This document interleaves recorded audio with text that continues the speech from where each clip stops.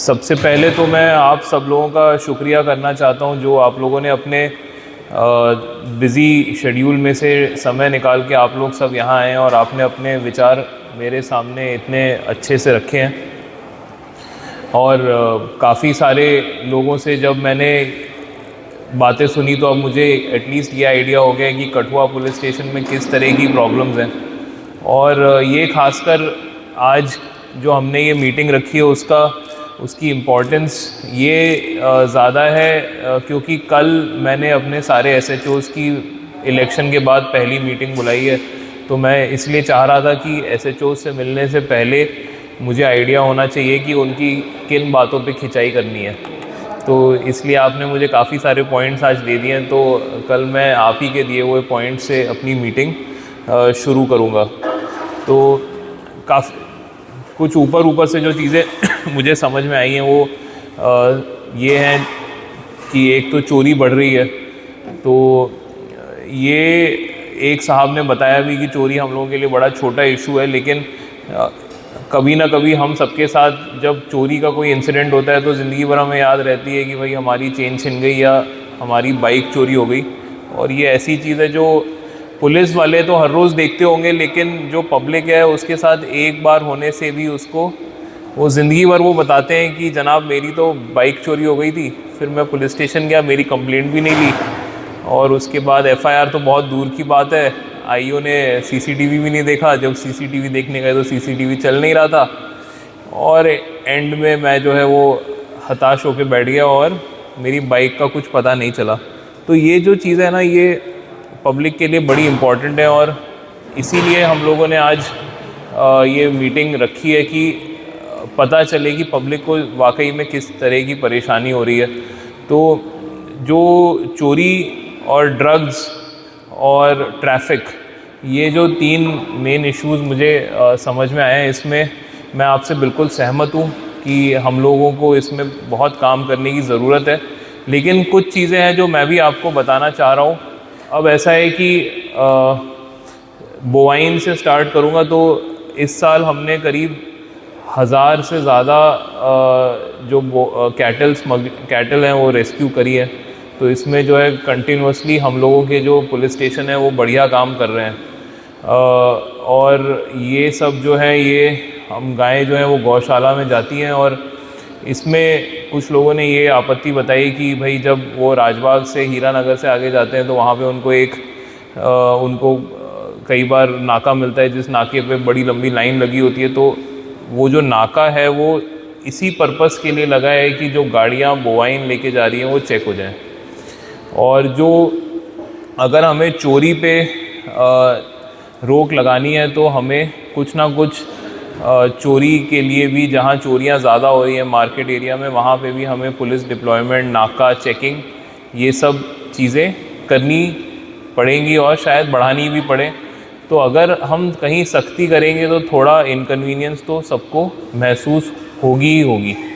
तो ये 2 पहलू हैं। अगर मतलब ये मानना कि नाका ना लगे, बोवाइन भी पकड़ लिया जाए और चोरी भी रोक ली जाए, तो ये सब चीज़ें एक साथ चलती हैं। तो हम लोग कोशिश ये करेंगे कि कहीं एक बैलेंस बनाया जाए कि किस तरह से हम लोगों को पुलिस डिप्लॉयमेंट करना है जिससे इनकन्वीनियंस भी कम हो और इफ़ेक्टिवनेस भी बढ़ जाए। फिर एक जो मैं सबसे बड़ा इशू जो आप लोगों ने बताया ड्रग्स का, नशे का, तो वो उससे मैं पूरा सहमत हूँ। हम लोगों के इस साल ड्रग्स पे काफ़ी कार्रवाई हुई है। इनफैक्ट कल ही चीफ सेक्रेटरी साहब ने भी एक ड्रग्स के ऊपर पूरे JNK यूटी का एक मीटिंग रखी थी। तो उसमें हम लोगों ने कुछ नई आइडियाज़ भी डिस्कस किए हैं, जिनमें से एक, जैसा बहुत सारे लोगों ने बताया, कि एक एनोनिमस, मतलब जिसमें बताने वाले की आइडेंटिटी ना रिवील हो, उस तरह की एक हेल्पलाइन खोली जाए। तो उस पे हम लोग बहुत विचार कर रहे हैं, और वो मुझे लगता है जल्दी से पॉसिबल भी हो जाएगा कि लोग रिपोर्ट कर सकें। तो आजकल जो है एक तरीका रिपोर्टिंग का है पुलिस स्टेशन जाके रिपोर्ट करना, और एक तरीका है कि आप PCR को फ़ोन करिए। तो वहाँ पे भी जितने लोग फ़ोन करते हैं, अगर मान लीजिए आपको कभी पुलिस स्टेशन में तकलीफ़ आती है और वो रिपोर्ट नहीं लेते हैं या किसी वजह से आपकी बात नहीं सुनी जा सकती है, तो आप हमेशा पीसीआर में कॉल करके अपनी रिपोर्ट लिखा सकते हैं। तो वो हर रोज़ शाम को 8 बजे जो है मेरे पास रिपोर्ट आती है कि कितने लोगों ने पीसीआर में फ़ोन करके आज अपनी तकलीफ़ बताई है। तो अगर आप वहाँ पे भी कंप्लेंट करते हैं तो वो बात मेरे तक पहुँच जाएगी। तीसरी बात जो है वो, एक भाई साहब ने कहा कि मुलाकात के टाइमिंग बड़े छोटे रखे हैं। अब मुझे तकलीफ़ नहीं है, आप लोग अगर कोई 11 बजे भी आ जाए, 10 बजे भी आ जाए मेरे दफ्तर में, तो मुझे कोई तकलीफ़ नहीं है, मैं ज़रूर मिलूँगा। लेकिन कई बार क्या होगा कि अगर कोई जना 10 या 11 बजे आएगा और कोई वीसी या मीटिंग चल रही होगी तो उसे वेट करना पड़ेगा। जो 3 बजे से 5 बजे वाला समय है वो मुझे पता है कि वो समय फ्री है, तो लोग आएंगे, जितने भी लोग आएंगे वो फटाफट मिल के जा सकते हैं, किसी को वेट नहीं करना होगा। तो ये कोई किसी पे रोक नहीं लगाई गई है कि आप मेरे से मिलने मत आइए। अगर आप 10 बजे आना चाहते हैं आप 10 बजे भी आइए, उसमें मुझे कोई तकलीफ़ नहीं है, लेकिन वेट ना करना पड़े उस पॉइंट ऑफ व्यू से एक टाइम रखा है। वरना मेरा ऑफिस हमेशा खुला है, किसी को भी मैं वहाँ से वापस नहीं भेजूँगा। वो आपको बताते हैं कि 3 बजे आएंगे तो इमीडिएटली मुलाकात हो जाएगी। और मुझे नहीं लगता कि मेरे ऑफिस के बाहर कोई बैठा हो और मैंने उसको बोला हो कि नहीं मैं नहीं सुनूँगा, आप कल दोबारा आना। ठीक है, तो आप लोग ज़रूर आइए और मैं ज़रूर मिलूँगा भी सबसे। उसके अलावा एक बड़ा अच्छा सजेशन मिला था मुझे, जो वकील साहब थे, कि एक वो हमें बीट सिस्टम स्ट्रॉन्ग करना है। तो वो बीट सिस्टम जो स्ट्रॉन्ग करने वाला स्टेप है वो हम लोगों ने ऑलरेडी ले लिया है, जिसमें हर एक पूरे डिस्ट्रिक्ट का एक तरह से हम लोग एक सेंसस बना रहे हैं कि कौन है, कहाँ रहता है, कहाँ से आया है।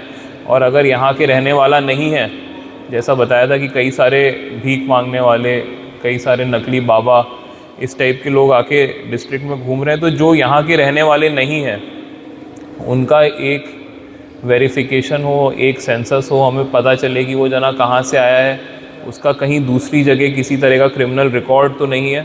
तो वो सिस्टम जो है वो भी स्टार्ट कर दिया गया है। और उसमें काफ़ी हद तक हमने कुछ लोगों को हम लोग सेक्शन वाइज चल रहे हैं। पहले हम लोग स्टार्ट कर रहे हैं बॉर्डर एरिया से, जो बॉर्डर के साथ वाले जो इलाके हैं, कि वहाँ पे ऐसे कितने लोग हैं जो आके बस गए हैं, जिनके कोई पुराना क्रिमिनल हिस्ट्री जिसकी रही हो, या कुछ काम नहीं कर रहा है लेकिन वहाँ आके रहने लग गया है, या कोई लेबर आके वहाँ कटाई का काम कर रही है। तो उन लोगों से हम उस तरफ से हमने स्टार्ट किया है वो काम। तो वो काम भी बहुत जल्दी जो है हम लोग पूरा कर लेंगे। ट्रैफ़िक तो मैं भी फ़ेस करता हूँ, जो ट्रैफ़िक आप लोग फ़ेस करते हैं, मैं भी उसी, बस मेरे पास ये है कि कुछ लोग आगे जाके हटा देते हैं कुछ गाड़ियों को, लेकिन उसके अलावा भी मेरे साथ भी वही ट्रैफ़िक का इशू है।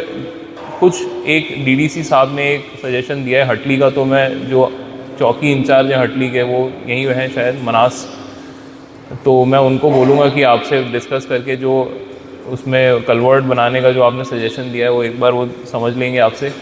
तो उसको जहाँ छोटे मोटे चेंजेस से बात बन सकती है वो बात हम लोग कर लेंगे, वरना जो रोड बनाना, रोड का मूवमेंट चेंज करना, ये सब जो है ये सिविल डिपार्टमेंट्स के पास है। तो ये चीज़ें हम लोग सिविल डिपार्टमेंट्स को पुट अप कर देंगे कि भाई इस तरह के सजेशन आ रहे हैं तो आप देख लीजिए, वो हम लोग वो काम कर लेंगे। एक जो ड्रग्स के ऊपर मेरी आप सब लोगों से उम्मीद है, जो मैं हर बार पब्लिक मीटिंग में बोलता हूँ, वो ये है कि हम लोग ये बड़े आसानी से कह देते हैं कि ड्रग्स बढ़ रहे हैं, नशा लोग कर रहे हैं, जो यंग जनरेशन है वो नशे में लैस हो चुकी है और आदत उनको ख़राब लग गई है। तो भाई अगर हम उसको थोड़ा अगर माइक्रो लेवल पे देखेंगे तो वो तो हमारे ही बच्चे हैं, हमारे ही रिश्तेदार हैं, लेकिन हमेशा उसको ऐसे प्रोजेक्ट किया जाता है कि वो पुलिस की ही रिस्पॉन्सिबिलिटी है कि नशा ना आए। अब नशे की क्या, एक मैं आपको पुलिस की तरफ से एक पॉइंट ऑफ व्यू देता हूँ।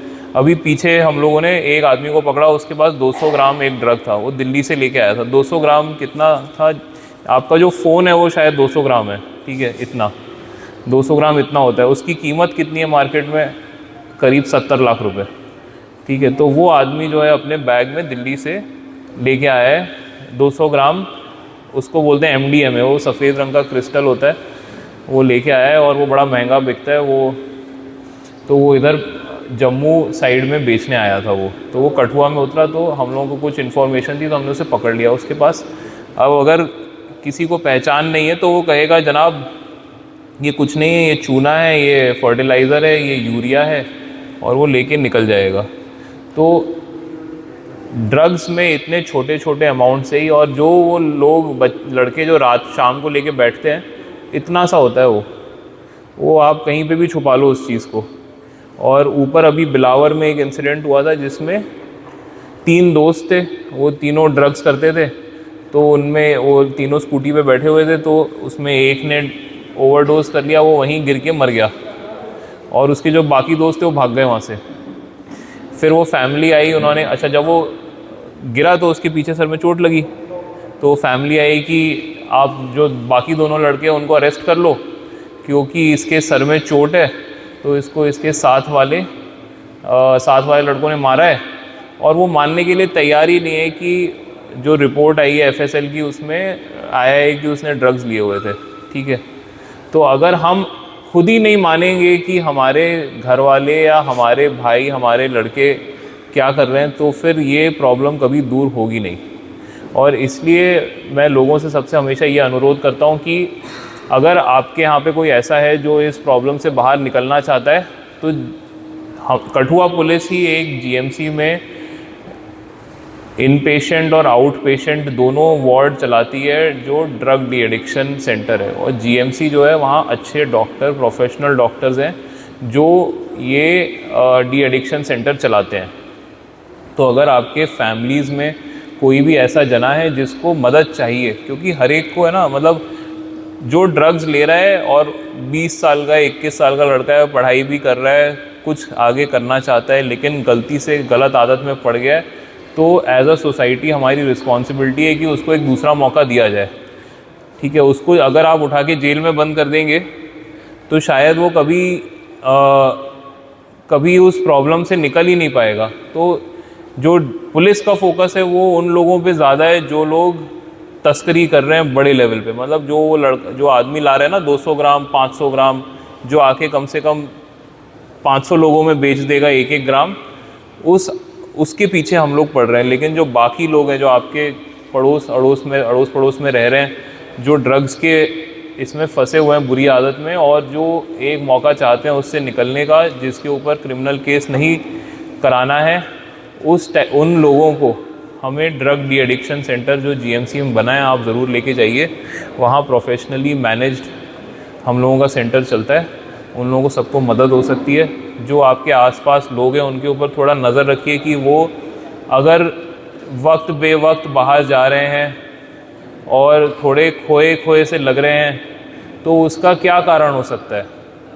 ये सवाल हमें पूछने ज़रूरी है, अपने आप से भी, उन लोगों से भी, और जो ऐसे दिख रहे हैं उनके माँ बाप से भी, कि आपको नहीं लगता क्या कि इनको कुछ मदद की ज़रूरत है। तो ये हमारी ज़िम्मेदारी है अपनी सोसाइटी की तरफ। बाकी आप लोगों से सबसे मिलके मुझे बड़ा अच्छा लगा। मेरा ये थाना दिवस वाला प्रोग्राम है, ये मेरे दिल के बड़ा करीब है। आज तारीख में मेरे जितने 3 एडिशनल SP और 8 डिप्टी SP और मैं, तो टोटल 12 लोग across Kathua district police stations में और चौकियों में थाना दिवस ले रहे हैं, और वो हर थर्सडे को ये कार्यक्रम करेंगे। तो इससे फोकस ये रहेगा कि हर 1-2 महीने में रोटेशन में मैं वापस यहाँ आपके पास आऊँगा। तो उम्मीद रखूँगा कि जब मैं अगली बार आऊँगा तो कुछ परेशानियाँ आप लोगों की कम होंगी, तो हम लोगों के बीच में और अच्छा एक कनेक्शन बनेगा, और जितनी यहाँ की तकलीफ़ें हैं वो हम लोग एक करके एड्रेस करते रहेंगे। तो इसी के साथ मैं आप लोगों को बहुत शुक्रिया देता हूँ कि आप आए हैं।